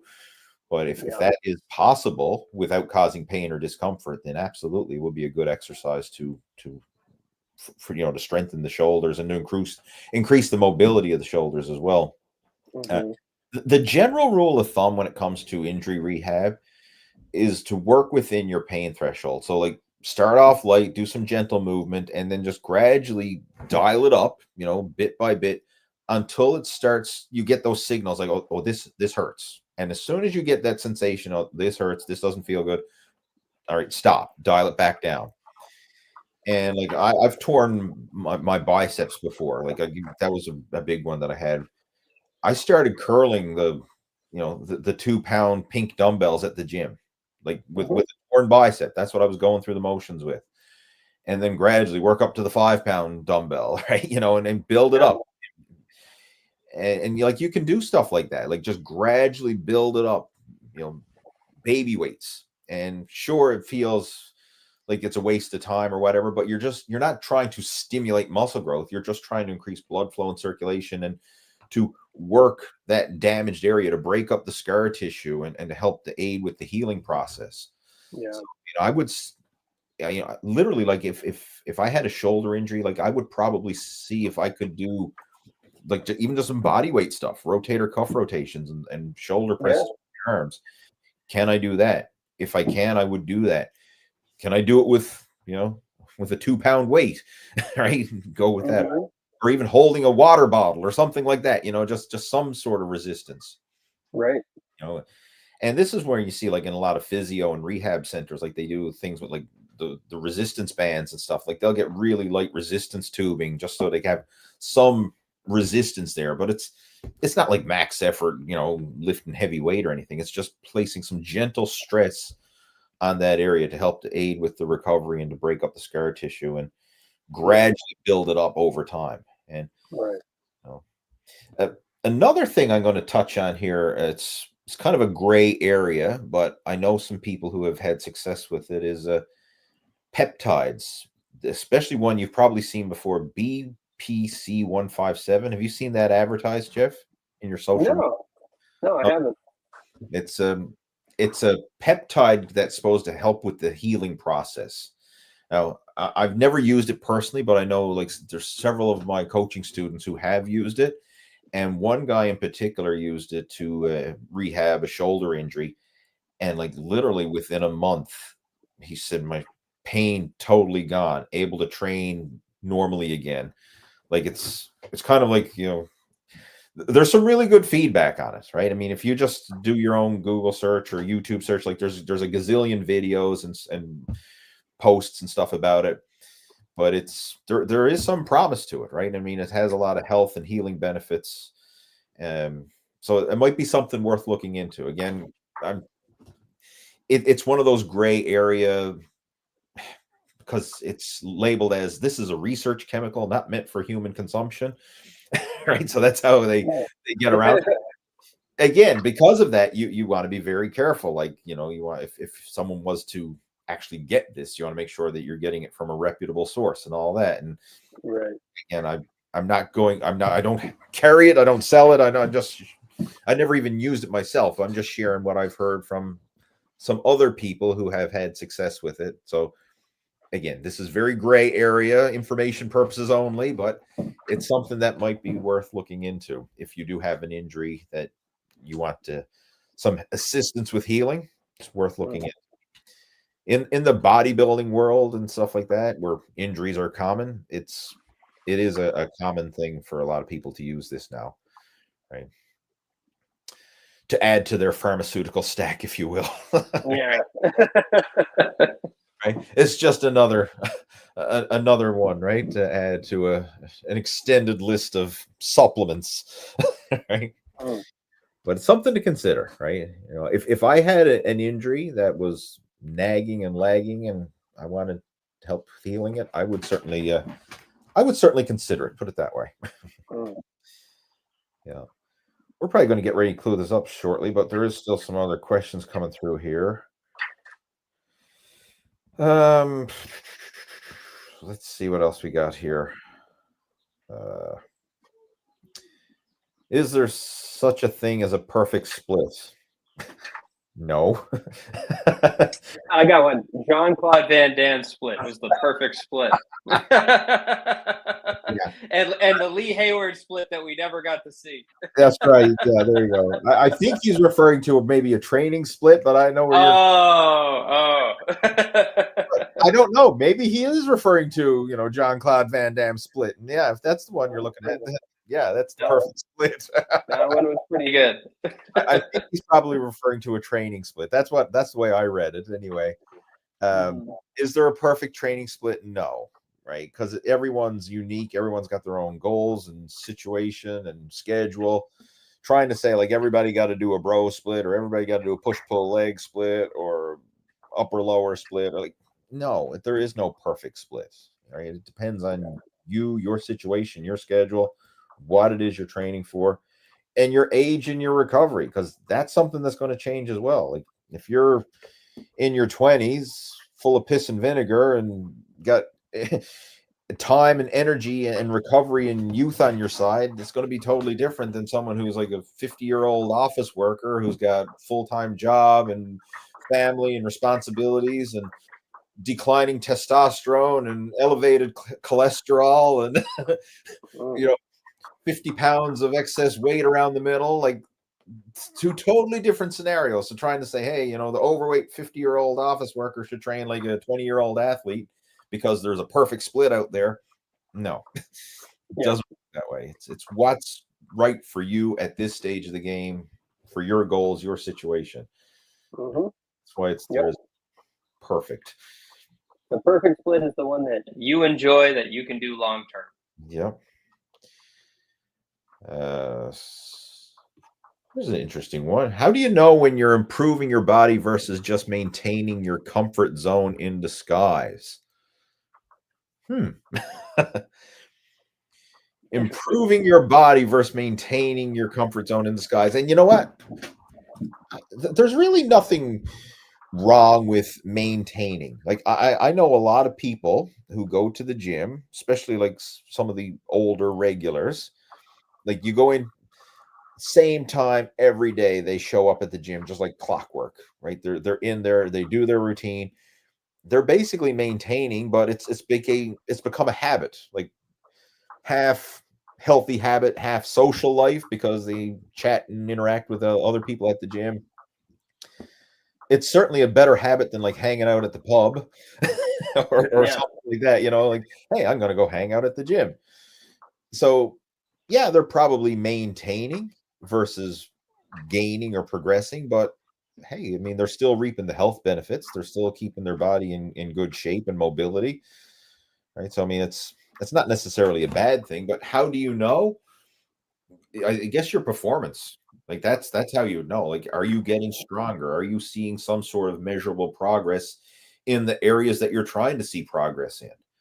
So, like Jeff mentioned earlier, trying to do the muscle up. Well, are you getting stronger with those exercises to help you with your muscle up? Or are you just spinning your wheels and going nowhere?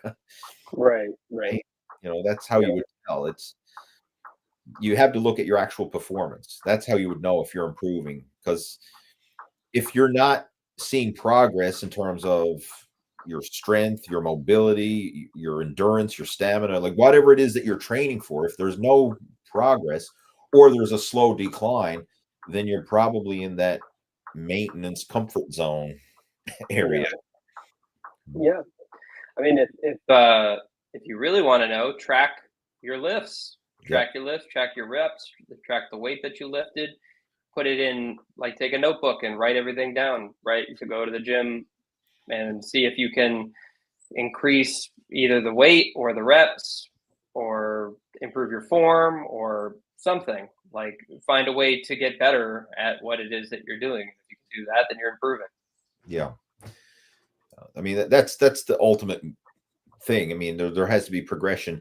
And then there's other phases too where you're probably not going to see the progression in strength, but you probably see progression in other areas, like maybe in your level of leanness and aesthetics. Like I'm using the example, like if someone's dieting for a bodybuilding competition, like when you're in a calorie restricted diet, it's unlikely you're going to get much stronger or bigger in a calorie restricted diet, but you're going to get leaner, you're going to get more defined. So you're going to make progress in that area in terms of your aesthetics and your body composition, but you're probably not going to be getting bigger, stronger, and more ripped at the same time. Like that's, you usually can't push the limits in all those areas. So right. depends on what phase you're in your training as well. Even like, I mean, when I lost all my weight going through the program the first time, I mean, I was tracking my body weight like every single day.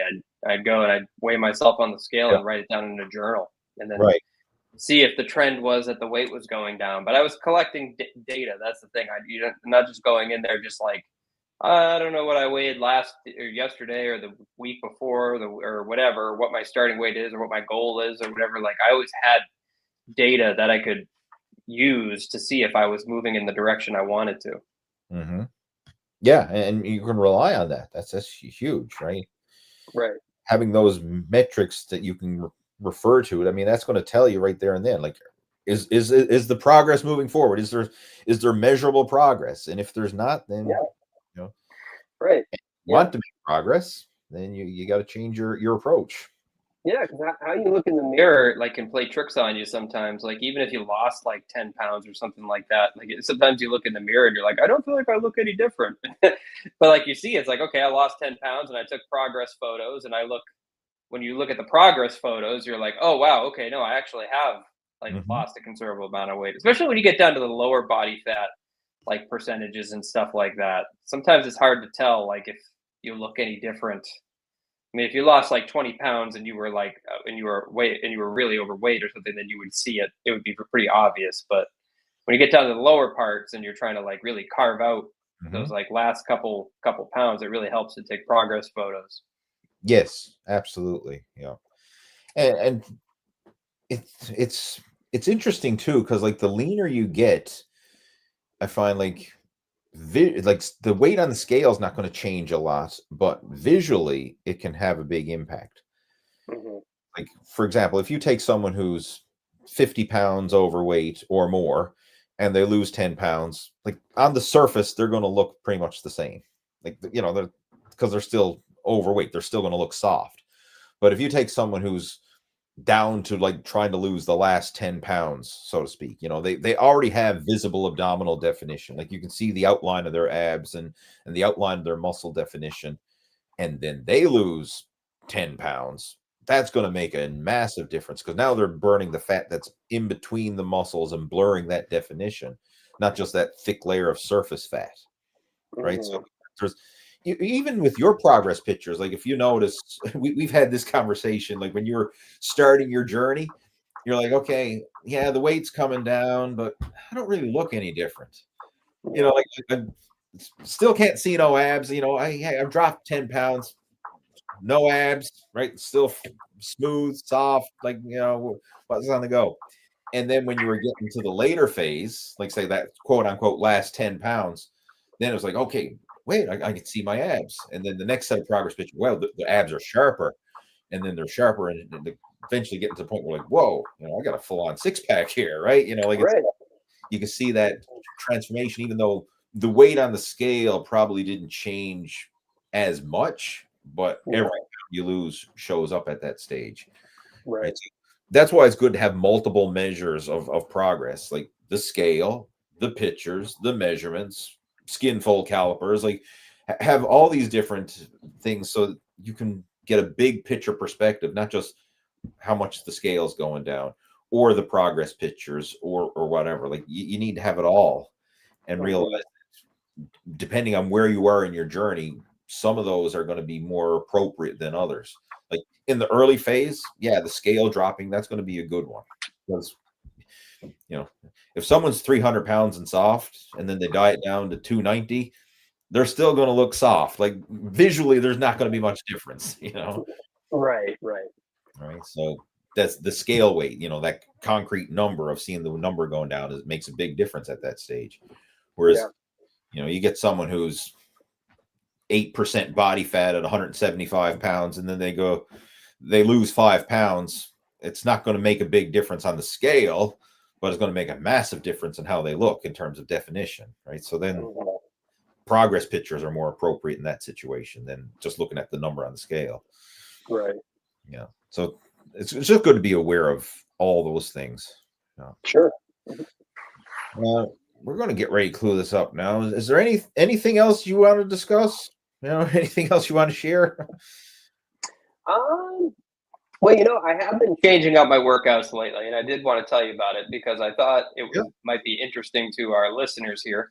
But so what I've been doing lately is because I've been having less time to work out in the morning. Is I've been doing a lot of like high rep body weight stuff, and I've been doing these workouts where like it'll take me like 20 minutes, half hour, but I'm getting like a killer workout in. So what I'm doing, okay, is I'm doing like high rep, like pumping reps where I'm not really doing like full range of motion or like not really like controlling like the concentric, but like just kind of like falling, and then like so if I'm doing like a push up, it's just kind of like really fast, like just pumping it out, trying to do like 30, 40 something plus reps. And Mhm. then I'll take like a 30-second rest, and then I'll go down and I'll do it again. and I'll do 3 sets of that, and then I'll do the same thing with body weight squats, rows with a TRX, and for hamstrings, doing hamstring curls on a TRX or on calisthenic rings, Yeah, Olympic rings. Yeah.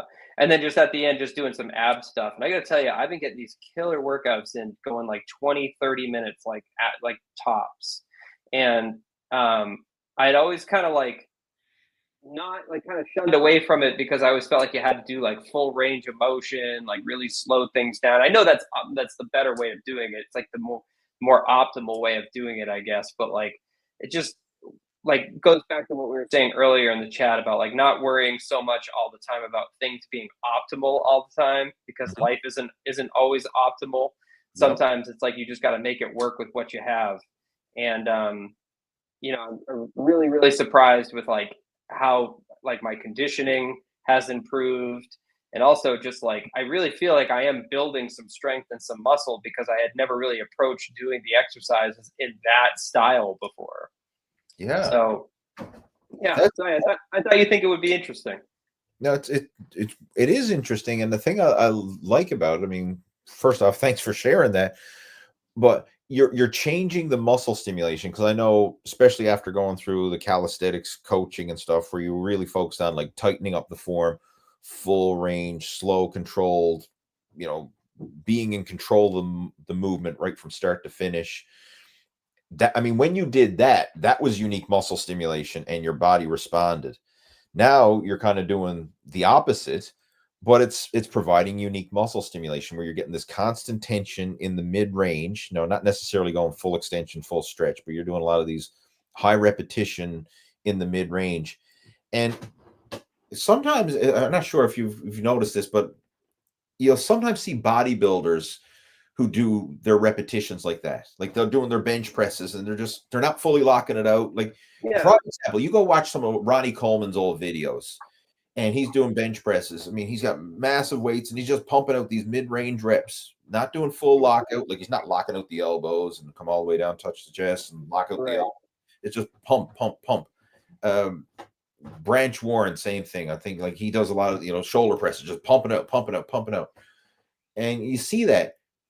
Obviously, it works. I mean, these guys built incredible physiques doing that, but they're just focusing on the time under tension and pumping as much blood into the muscle as possible, right? So it's a unique form of stimulation. Obviously, it works. Now, the thing is if once you get to the point where you adapt to that, like that becomes like the new norm, then if you went back to full extension, going through that full range of motion, really slow and controlled, that would probably be unique stimulation then, and your body would go through another little growth spurt because of that. So, like every program we go through, every change, it has the phases of your body has to adapt, it grows, and then eventually it's going to plateau. Like that's going to become the new norm where your body adapts to it and progress starts to stagnate. Yeah. It stagnates, then you can change it up again. Like change up the tempo, change up how you're doing your exercises. All of a sudden, there's unique muscle stimulation all over again. Yeah. Yeah. Change up the exercise itself. Like maybe I'm doing whatever. I'm doing all machine exercises and they feel like stagnating. Then you switch to add in some free weight variations. Now that's unique muscle stimulation. You start to grow again. Or you add in body weight exercises and you start to grow again because it's unique muscle stimulation. So your body gets to adapt, grow, and then eventually plateau with the new program. Right. Yeah. But I just like it because it gives you options, and I'm all about Yes. options, right? Absolutely. And the thing that I love about this as well is it's quick, right? Like you're talking about like 20, 30-minute workouts. So I'm sure there's a lot of people listening to this saying like, I don't have time to work out. I mean, heck, I'd love to be able to bang out a 20, 30-minute workout and still make progress. Like that's the key, right? Yeah. And I really love the conditioning aspect of it too. Like if you do you do body weight squats or something, like your heart rate's going to be jacked up, like from going through that. Yeah, and I've been loving doing it too. Like I did on Monday, I did 100 rep body weight squats. So I had five sets of 20, and I would rest like 30 seconds and then go do other. I mean, when I woke up Tuesday, my quads were so sore from doing that. Like anybody who says that you can't get a good workout with just body weight with legs is like they're joshing you, because you certainly Right? can. Yeah, absolutely. Oh, that's awesome. I mean, thanks for sharing. I mean, it just gives another perspective on training, right? Yeah. Yeah. Like But there, and don't get, and Again, don't get sorry, not to interrupt, but like not to like I love going to the gym and doing like an hour workout too, and an hour and a half, and taking my time and like yep, enjoying myself and doing all that. But like at the same time, it's like I don't have that luxury to do that every single day. And there's some days where I just want to I'm just like, all right, I just want to do it and get it over with. sure. Right. And then so that's an option, something that you can do. You Yeah. get your cardio in, you get your strength training in, you get your mobility in. It's great. So really enjoying it. Yeah, absolutely. I mean, again, like you mentioned, it gives you options, right? That you Mhm. so you're not stuck in that it has to be this way mentality. Like you broaden your perspective, and if you have the time to go to the gym and do a long workout, take advantage of it. Yeah, enjoy it. If you don't, you can still make it work. And Mhm. being flexible like that is what's going to allow you to be consistent over the long term. And this also applies with your nutrition. Like, sure, it's nice when you can meal prep and have the perfect ratio of macros and everything and have everything in check. But when you're traveling, you're going out to family dinners, you're eating out in restaurants, like, okay, it's not perfect, but how can you make it better than it was before? How can you make it good enough and good enough consistently? And Right. having this, more options available, like more tools in your tool belt, so to speak. So, okay, when I'm in these situations, it might not be perfect, but I can still make it good enough. That's what's going to keep you consistent over the long term. And ultimately, that's what's going to determine if someone's slowly making progress or on, off, get in shape, Mhm. fall off track again. Right. That's the Right. difference. But yeah, thanks for joining in, Jeff. I mean, I love having a conversation with you, and I love your feedback and insights that you add. I mean, it certainly makes it more enjoyable to have someone to talk to, not just me a talking head to the camera all the time. Well, thanks, man. Thanks, man. I never truly get over it. It's pretty surreal for me to be doing these because I remember the first time I had ever found you was you doing your Yeah. Q&A. So it's kind of wild now that like I'm here doing it with you. Like it's a really surreal feeling. So thanks for having me. It's always really cool. Appreciate you for sharing that. I mean, you have come the full 180, right? You come from tuning in and listening to now getting in shape for yourself and now passing on what you've learned. And that's the whole thing, just keep that circle going, right? Yeah, absolutely, Yeah, absolutely, man. And anybody listening, You can do it too. there we go. And Yeah, it could be a 3-person talking head before you know it. yeah, we have multiple talking heads here. Yeah, that's right. yeah, But for those of you who are tuning in right now, I know like several people posted questions, and obviously we don't have time to go through all of them.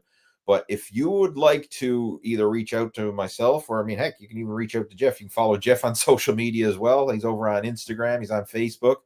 But if you would like to reach out to me, I have my contact information in the show notes below this video. So you can pop open the description and have my email, or if you're following me over on Facebook or Instagram, somewhere like that, you can send me a private message and you can send your questions through there. I'd be more than happy to have a chat with you because I know there's a lot of questions we didn't get around to answering today. So if you would like to chat about those, feel free to reach out and we can keep that conversation going. And in the meantime, I'm going to get ready to clue it up. I'm getting a bit hungry now. I don't know about yourself, but it's time. sounds good to me. Yeah, it is about dinner time. Yeah. All right. Well, again, thanks, Jeff. And like I say, we'll be in touch. Have yourself a good one. All All right, right. thanks. You too, Lee. Sure. Bye. All right. Bye bye. End the stream. Good stuff.